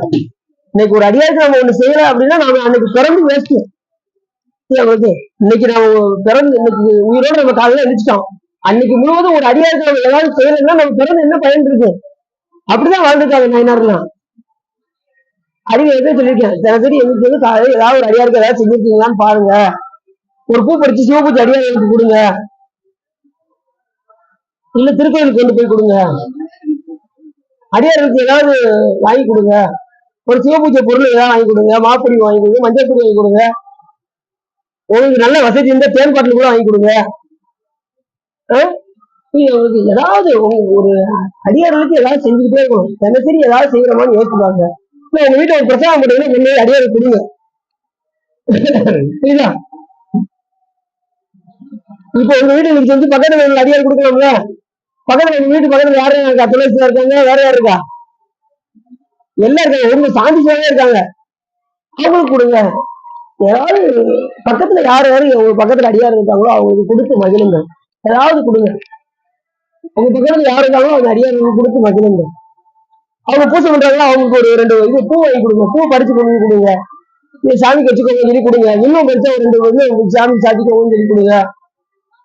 ஏதாவது பூஜை பொருள் வாங்கி கொடுங்க. ஏதாவது அடியார்களுக்கு செஞ்சுக்கிட்டே இருக்கணும். தினசரி ஏதாவது செய்யணும்னு யோசிச்சு பாருங்க. நான் எடுத்து உட்காந்து எழுதவே உங்களுக்கு சொல்லியிருக்கேன். இன்னைக்கு அடியாருக்கு அவங்க செஞ்சிருக்கவான்னு பாருங்கன்னு சொல்லியிருக்கேன். ஏதாவது நம்மளால இயன்ற, ஏன்னா அவன் பிறகு பயன் இல்லாம போயிடும். இன்னைக்கு நம்ம எழுச்சிருக்கோம் அப்படின்னா அன்னைக்கு நம்ம சிவன் அடியார்களுக்கு நம்ம என்ன செஞ்சிருக்கோம்னு யோசிச்சு சொல்லியிருக்கோம். அன்னைக்கு ஏதாவது ஒண்ணு செஞ்சு அவங்க உறுதிப்பாடோட இருங்க. புரியுது அவங்களுக்கு? அப்படிதான் இருக்கணும். அப்படின்னா நம்ம கடைக்கு வர முடியும். இல்லைன்னு வச்சுக்கோங்க, கடைக்கிறது ரொம்ப கஷ்டம். திருப்பதி அடியாருக்கு அனுமதி செய்யுங்க. பக்கத்துல அப்படியே சொன்னேன், சொற்பொழி சொல்லிக்கிட்டு இருந்தேன். நல்ல வேலை சொற்பொழி முடிஞ்சதுக்கு அப்புறம் சொன்னாங்க, ஏன் நீங்க சொல்லிட்டீங்க டெய்லி ஒரு அடியாருக்கு சாப்பாடு நான் கொண்டு போய் கொடுத்தா வாங்கவே மாட்டேங்கிறாங்க அவங்க அப்படிங்கிறாங்க. அவங்க சாப்பாடு அனுப்பி கொடுத்தேன், அவங்க மாட்டவே மாட்டேன்ட்டாங்க. ஏன் கோயில் உட்காந்துருக்காங்கல்ல, திருவடியே உட்காந்துருக்காங்கல்ல, அவங்களுக்கு கொடுக்கலாம்ல, அவங்க மாட்டேன்னு சொல்ல மாட்டாங்க. நீங்க அவங்களுக்கு அவங்களுக்கு கொடுங்க, அவங்க தாராளம் வைக்கிறாங்க. அது அமாவாசை நேரத்துலயா இல்ல, அமாவாசை நேரத்துலயும் இது பொருள் வாங்கி கொடுத்து வாங்கிக்குவாங்க. அதெல்லாம் இதெல்லாம் நிறைய யாருன்னா யாருக்காவது கொடுத்துக்கலாம். ஒரு ஆள் தானே நூறு வாங்கிக்கலாம். வரிவரா இருந்தா நீ கொடுக்கும்போது சிவார்ப்பணம் சொல்லி கொடுத்துட்டீங்கன்னா அது சிவபுண்ணியமாக ஆயிரும். அவ்வளவுதான். கொடுக்கும்போது சிவார்ப்பணம் சொல்லி கொடுக்கணும். அது சிவபுண்ணியமாக மாறிவிடும். சிவபெருமானை மறந்து செய்தால் அது உலகபுண்ணியமாக மாறிவிடும். அவன் செய்யற செயல் எதா இருக்கணும்? சிவபுண்ணியமாக இருக்கணும். கொடுக்கும்போது சிவார்ப்பணம் சொல்லி கொடுக்கணும். நீ யாரு கொடுத்தாலும் சரி, வரிவரை கொடுத்தாலும் சரி, அடியார்கள் கொடுத்தாலும் அது சிவார்ப்பணம் சொல்லி செய்யணும். அவ்வளவுதான். அப்படி மாலை நேரத்துக்கு அதுக்கு மாலை ஆகி மழை பெய்கின்றது என்று திடீர்னு மழை பெய்ய ஆரம்பிச்சிருச்சு. இப்ப உலகத்தை, ஏன்னா அது குளிர்காலம் வேற, அந்த அடியாருக்கு நாம் துன்பம் செய்யும்படி ஆகிவிட்டது, அந்த உடம்புக்கு நாம் இடராகும்படி நான் செய்து விட்டேனே என்று தெரிந்து இனி வாழ்வதற்கு நமக்கு தகுதி இல்லை என்று அறிந்து உடனே அன்றாட அந்த பாயில போய் துவைப்பாரா, இந்த பாயில முட்டி இந்த உடம்பை இந்த உயிரை விடுவதை தவிர வேறு வழி இல்லை அப்படின்னு சொல்லி அவர் பாயை முட்ட போனாரு. இப்ப இவர் செய்தது சரியா சரியில்லையா? அப்படி தற்கொலை பண்ணலாமா? தற்கொலை பண்ணலாமா பண்ணக்கூடாதா? ஏதோ உறுப்பு என்ன சொல்லியிருக்காரு, தற்கொலை செய்தால் மறுபடியும் மனித பிறகு யாராவது சொல்லியிருக்காரு. ஆனா இவர் போய் என்ன செய்யறாரு, முட்டை போய் உயிரை விட துணிகிறாரு. அப்படி துணியலாமா அப்படின்னா நாயன்மார்கள் துணிந்தது சரியே. ஏன் அப்படின்னா கொண்ட கொள்கையில் மாறினால் அவர்கள் தற்கொலை செய்வதற்கும் தயங்க மாட்டார்கள். ஏன்னா கொள்கை, ஏன்னா சிவாரம் வேற உலகாரம் வேற. யாராவது மனைவி தூக்கி கொடுப்பாங்களா? அப்ப இது உலகாரம் வேற, சிவாரங்கள் வேற. சிவ நல்வினைக்காக உலக அறங்களை தூக்கி எரிந்து விடலாம் என்று நமக்கு சாத்திர நூல் கூறுகின்றது. அந்த பாறையை போய் முட்டை போனாரு. அந்த பாறை எப்படிப்பட்ட பாறை தெரியுமா? அந்த அடியார்களுக்கு தோச்சி அந்த பாறை பக்குவப்பட்டுருச்சான். இப்படி சொல்றாங்க. அந்த பாறை பக்குவப்பட்ட காரணத்தினால் அதுல இருந்து சிவபெருமானுடைய திருக்கை அப்படி போய் அவர் முட்டை போனாரு பாருங்க. அவர் முட்டை போன நேரத்தில் அவர் சாமி திருக்க போய் அவரை போய் தாங்கி யார அவர் பார்வதி திருக்குறிப்பு அது பாறையை போய் முட்டை போன பாருங்க. அன்றாட பக்குவப்பட்ட அடியார்களுக்கு துணி துவைத்த காரணத்தினால் அந்த பாறை பக்குவப்பட்டு அதிலிருந்து சிவபெருமானுடைய திருக்கை அப்படி மேலே ஏறி அவருடைய தலையை தாங்கியது. சாமி ஒரு முக்கியமான இதுக்கு சாமி அப்படி கையை கொடுத்து காப்பாத்திருக்காரு. 2-3 நாயனாருக்கு தான். அதுல குறிப்பிட்ட நாயனார் யாருன்னா இந்த திருக்குறிப்பு தந்தாங்க. எவ்வளவு சிறப்பு பாருங்க. அப்படி முட்டை போகும்போது அப்படியே சாமி அப்படி தாயிட்டான். இப்ப அவருடைய ஆணவமல அழுக்கை சிவபெருமான் வினையை துண்ணி மும்மலத்தை நீக்கி ஆணவமல அழுக்கை இல்லாதவாறு செய்து பேருந்தத்தை சிவபெருமான் உடனே விடைவானத்துல சிவபெருமான் அவருக்கு காட்சி கொடுத்தார். எவ்வளவு சிறப்பு பாருங்க. விடைவானத்துல காட்சி கொடுத்து நம் சிவலோகம் வந்து சார்வாயாக என்று சிவபெருமான் பண்ணி தருளினார். யாருக்கு? திருக்குறிப்பு பத்தி சொல்ல நிறைய சொல்லலாம். நிறைய நாட்டு சிறப்பு சொல்றதுக்கே எனக்கு ஒரு நாள் ஆயிரும். அவ்வளவு சிறப்பு சொல்றாரு. அவங்களுக்கு எவ்வளவு எளிமையாக சொல்ல முடியுமோ அவ்வளவு சுருக்கமா சொல்லியிருக்கேன். இந்த நாயனாருடைய வரலாற ரொம்ப சுருக்கமா சொல்லியிருக்கேன். கொண்ட கொள்கை மாறினால் அடியார்கள் நாயன்மார்கள் உயிரையும் விட துணிவார்கள். நாமளும் என்ன செய்யணும்? ஒரு நாளைக்கு ஏதாவது ஒரு கொள்கையை பிடிச்சிட்டு கடைசி வரைக்கும் அதுல தவறாமல் இருந்து பழகணும் முதல்ல. ரெண்டாவது செப்பொழில் சொல்லியிருக்காரு அப்படின்னா யாரும் உயிரை விட துணிஞ்சுறாங்க. நாம உயிரை விட துணிஞ்சு என்ன ஆகுதுன்னா நம்ம வந்து பதிகரணம் கிடையாது, அவங்க எல்லாம் பதிகரணம் உடையவர்கள். அருளாளர்கள் பதிகரணம் உடைய, நமக்கு வந்து பாசகரணம் பசுகரணம். நமக்கெல்லாம் நம்ம பசுகரணத்தோடு நம்ம போய் நான் பாதையில போய் முட்டை போறேன், கண்ணை போய் தோண்டி எடுக்க போறேன் அப்படின்னா வெளியாகிடும். புரியுது அவங்களுக்கு? நாம் செய்வது தவறாக ஆகிவிடும்.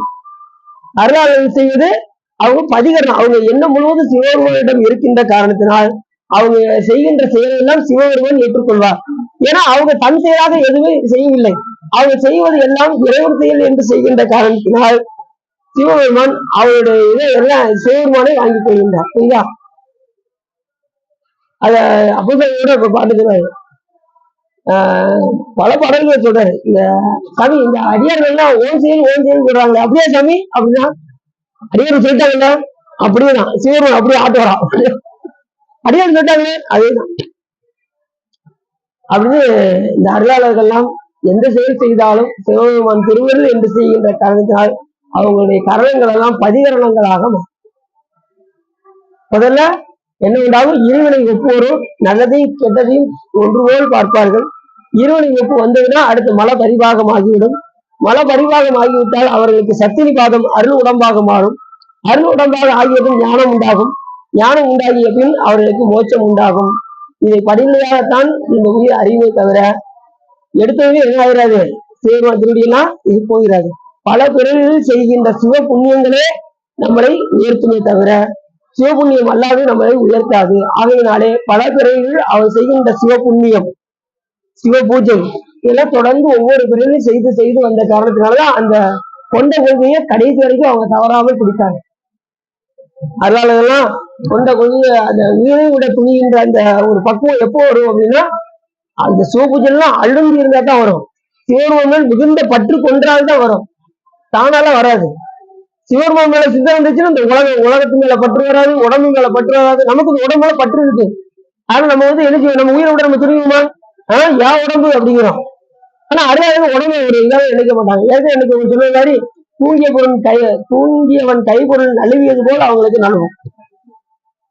சாதாரண பிள்ளைகிட்ட பொருளை கேட்டா கொடுக்காது, உலகச்சின்னு வச்சுக்கோங்க, என்ன அந்த பொருளை தானாகவே.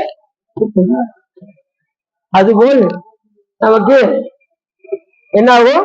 பக்குவம் இந்த காலத்தில் இந்த உடம்பு அரு உடம்பாக மாறி எப்படி தூங்கியவன் கைப்பொருள் நழுவியதோ அதுபோல் நமக்கு நழுவிவிடும். அது வரைக்கும் நம்மளை பக்குவம் வர வரைக்கும் சாமி இந்த பூமியில் வைத்து நம்ம என்ன செய்வாரு? பக்குவப்படுத்துவாரு. ஒவ்வொரு பிரிவிலையும் நம்மள அவரை தன்னை வழிபாடு செய்யுமாறு பணித்தருளி கொஞ்சம் கொஞ்சமா வழிபாடு செஞ்சு செஞ்சு செஞ்சு சிவபூஜை செஞ்சு செஞ்சு செஞ்சு அப்புறம் யோகத்தில் நிறுத்தி அதுக்கப்புறம் ஞானத்தை இவன் கொடுத்து அருள்வார். புரியுது அவங்களுக்கு?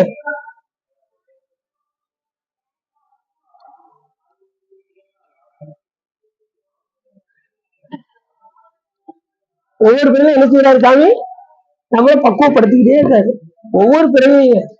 அதனாலதான் இந்த உயிரானது சோபான முறையிலேயே அறிவை தவிர எடுத்த ஒரு பிறவிலேயே இதை அறியாது. நான் எடுத்தது சிவபெருமான நல்லா வழிபாடு செஞ்சுட்டேங்க, சிவபெருமான நினைச்சு என் பாக்கெட்டுக்குள்ளதாங்க இருக்காரு அப்படின்னு சொல்ற ஆளுகள்லாம் உண்டு. அதெல்லாம் யாரும் அவன் அருள் இல்லாம நம்ம என்ன செய்ய முடியாது, எதுவும் சொல்ல முடியாது.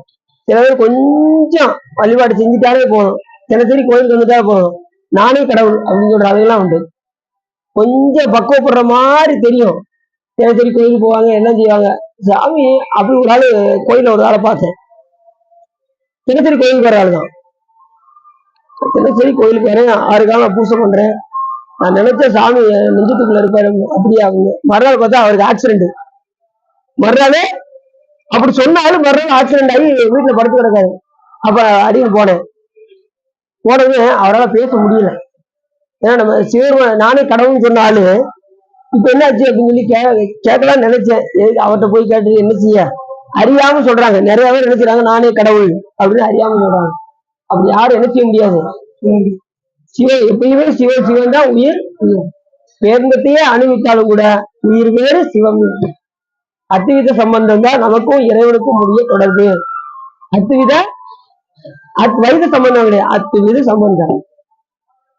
அதாவது எப்பயுமே, அதாவது பேரின்பத்தை அனுபவித்துக் கொண்டிருந்தாலும் கூட இரு பொருள் ஒரே பொருளாக ஆகிவிடாது. இரு பொருள் தனித்தனியா தான் இருக்கும். சாமி தனியா, ஆனா அனுபவிக்கின்ற காலத்துல ஒன்று போல் தெரிந்தாலும் கூட அது அத்வித சம்பந்தமாகத்தான் இருக்கும். எது போல அப்படின்னா, இப்ப பாலும் தண்ணி எடுத்துட்டோம்னா எப்படி இருக்கும்? பிரிச்சிடலாமா, பிரிச்சிட முடியாதா?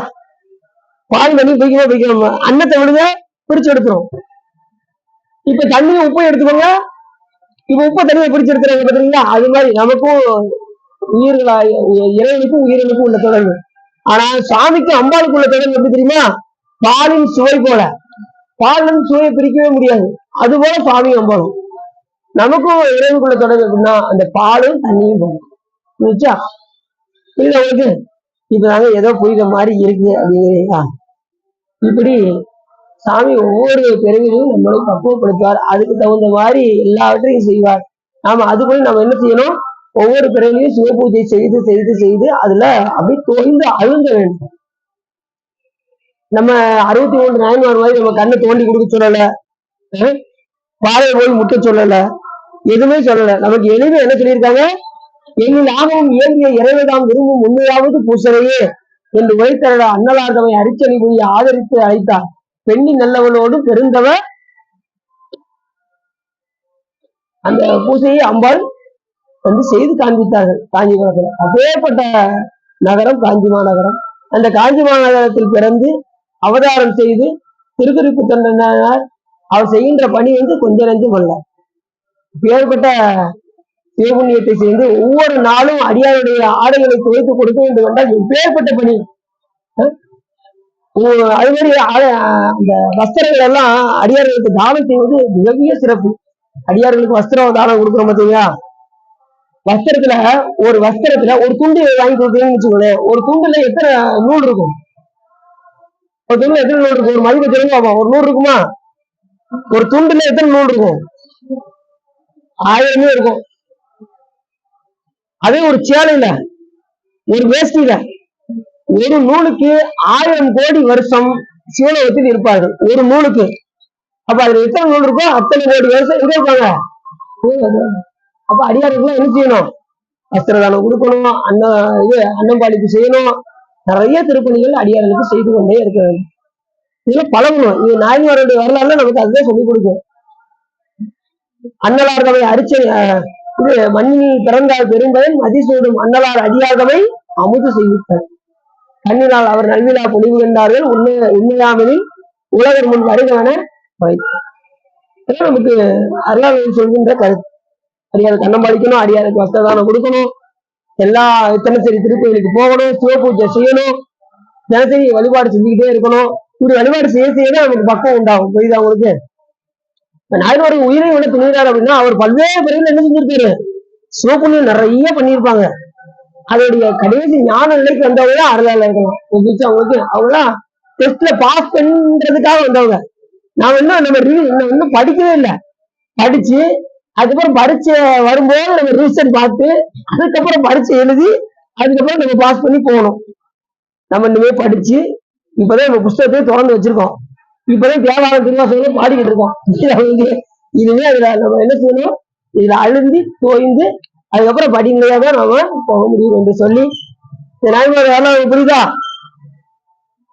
எப்படி அவர் அடியாருடைய ஆடையை தேய்த்து தோய்த்து கொடுக்கின்றாரோ அதே போல நம்ம நிறைகளையும் சிவபெருமான் நீக்கி மும்மல அழுக்கையும் நீக்கி பேரின்பத்தை தந்தருவார் என்று நமக்கு இதிலிருந்து நமக்கு புரிகின்றது என்று சொல்லி எல்லாரும் உள்ளம் நிறைந்து உலகை திறந்து திருக்குறிப்பு தந்த நாயனாரை பற்றி நீங்கள் கேட்டதினால் உங்களுடைய வலிவினை கரைந்து திருவருள் உரையும் என்று சொல்லி திருப்பூர் பாடி அடியின் உரையை நிறைவு செய்கின்றோம்.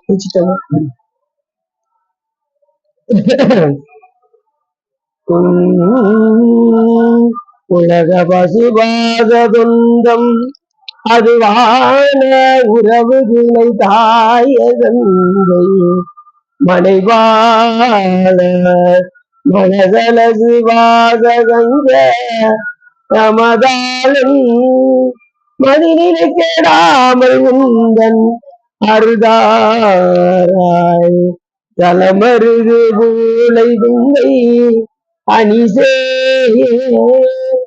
சரவண பவா முகுந்தன் மருவோனே பலகளை சிவாகமங்கள் பயில்வோனே பழனிமலை வாழ வந்த பெருமானே பலகளை சிவாகமங்கள் பயில்வோனே பழனிமலை வாழ வந்த பெருமானே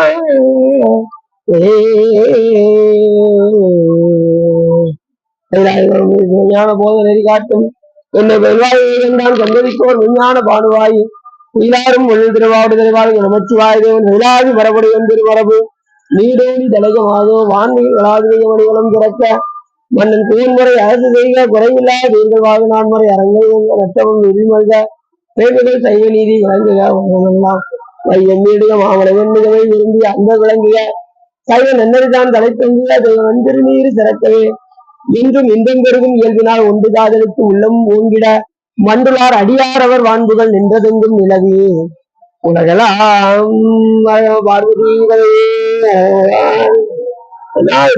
போற்றி வெற்றிவேலுக்கு சுற்றமம் தில்லையம்பலம் பொன்னம்பலம் அருணாச்சலம் ஏகாம்பரம் சாந்திகசன்